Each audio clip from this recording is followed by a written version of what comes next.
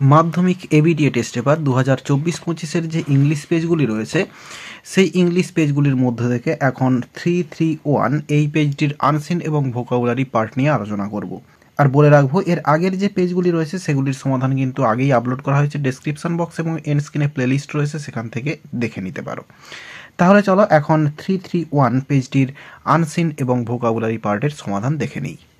আনসিনটি রয়েছে 333 পেজে, অর্থাৎ 333 পেজে রয়েছে। মানেটা বলে দিচ্ছি, প্রথমে দেখে নাও। রয়েছে in south Africa Gandhiji set up an Ashram at Phoenix where he started a school for children. বলছে সাউথ আফ্রিকাতে গান্ধীজি একটি আশ্রম তৈরি করেছিলেন ফিনিক্সে, যেখানে তিনি বাচ্চাদের পড়ানো শুরু করেছিলেন বা বাচ্চাদের জন্য স্কুল শুরু করেছিলেন। Gandhiji had his own ideas about how children should be টট। গান্ধীজির তার নিজস্ব ধারণা ছিল বাচ্চাদেরকে কিভাবে শিক্ষা দিতে হবে, তার একটা ধারণা ছিল। হি ডিসলাইকড দি এক্সামিনেশন সিস্টেম। তিনি পরীক্ষার যে প্রথাটা সেটাকে তিনি ঘৃণা করতেন, পছন্দ করতেন না। In his school he wanted to teach the boys true knowledge. তার স্কুলে বাচ্চাদেরকে তিনি শিক্ষা দিতে চাইতেন প্রকৃত বা সত্যিকারের যে নলেজ বা প্রজ্ঞা সেটাকে, knowledge that would improve both their minds and hearts. বলছে যেই প্রজ্ঞাটা বা যেই জ্ঞানটা হচ্ছে ইমপ্রুভ করবে, উন্নতি করবে তাদের মন এবং তাদের যে হার্ট, হৃদয়কে। Gandhiji had his own way of জাজিং স্টুডেন্টস। গান্ধীজির তার নিজস্ব একটা পদ্ধতি ছিল বাচ্চাদেরকে জাজ করার বা হচ্ছে পরীক্ষা করার। All the students in the class were asked the same question. তো বলছে সমস্ত বাচ্চাদেরকে, ক্লাসের সমস্ত বাচ্চাদেরকে একই প্রশ্ন জিজ্ঞাসা করা হতো। But often Gandhiji praised the boy with low marks and scold the one who had high ranks. বলছে কিন্তু গান্ধীজি প্রশংসা করতেন সেই ছেলেটিকে যে সব থেকে কম নাম্বার পেত, এবং তিনি বকাবকি করতেন সেই বাচ্চাকে যে সব থেকে বেশি নাম্বার পেত। এরপরে ইট পাজেলড দি চিলড্রেন। এটা বাচ্চাদেরকে হতবাক করে দিয়েছিল বা দ্বিধাদ্বন্দ্বে ফেলে দিয়েছিল, কেন এরকমটা হচ্ছে আর কি। হোয়েন কোশ্চেন, যখন প্রশ্ন করা হয়েছিল, Gandhiji one day explain. Gandhiji একদিন ব্যাখ্যা করেছিলেন, I am not trying to show that Sam is clever than Ram. বলছে আমি স্যামকে রামের থেকে ভালো এটা দেখানোর চেষ্টা আমি করছি না। So I don't give marks on that basis. তাই জন্য আমি এই বেসিসে নাম্বার দিই না। I want to see how far each boy has progressed. আমি দেখতে চাই বাচ্চারা বা বাচ্চাটি কতটা হচ্ছে প্রোগ্রেস বা উন্নতি করেছে। If a clever student competes with a stupid one.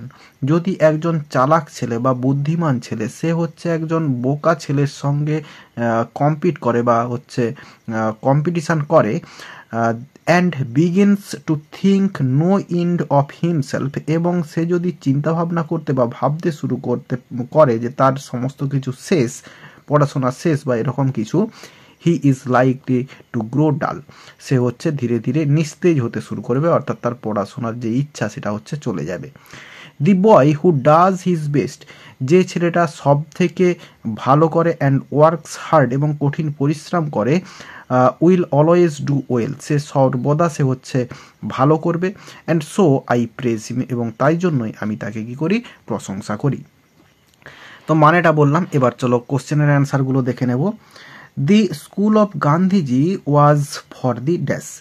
অ্যান্সারটা হচ্ছে এখানে দেখো, এখানে চিলড্রেন কথাটা রয়েছে, বাচ্চাদেরকে তিনি শুরু করেছেন। বাচ্চারা মানে সেক্ষেত্রে ছেলে মেয়ে দুটোই হতে পারে। তো এক্ষেত্রে অপশান সি হচ্ছে অ্যান্সার হবে, boys and girls.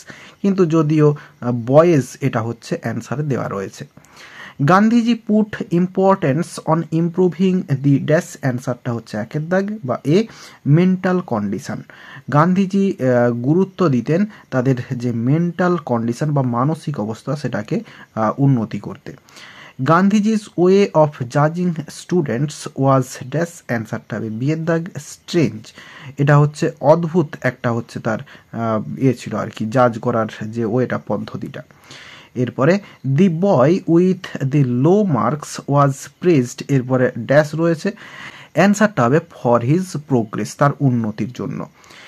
Only the hard working boys, এরপরে ড্যাশ রয়েছে, অ্যান্সারটা হচ্ছে বিয়ের দাগ, গো অ্যাহেড, এগিয়ে যায়।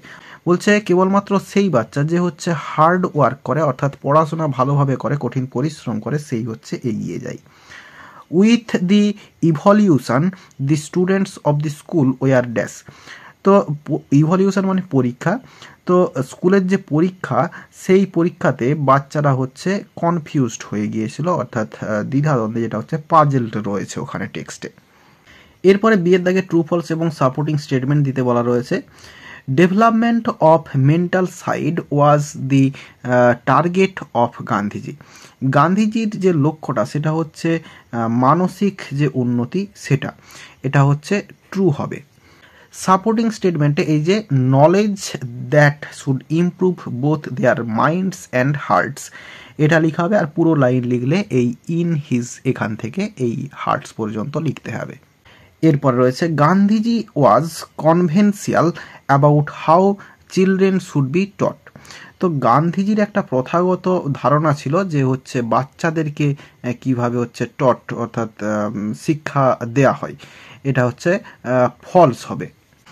সাপোর্টিং স্টেটমেন্টে এই লাইনটা লেখা হবে, Gandhiji had his own ideas about how children should be টট, গান্ধীজির নিজের একটা ধারণা ছিল, তার প্রথাগত ধারণাটা থাকেনি, তাই জন্য এটা ফলস হবে। এরপরে রয়েছে Gandhiji always scolded the students who were from high income group of family, তো গান্ধীজি বকাবকি করতেন সেই সমস্ত বাচ্চাদেরকে যারা হচ্ছে ধনী পরিবার থেকে আসতো, এটা হচ্ছে ফলস হবে।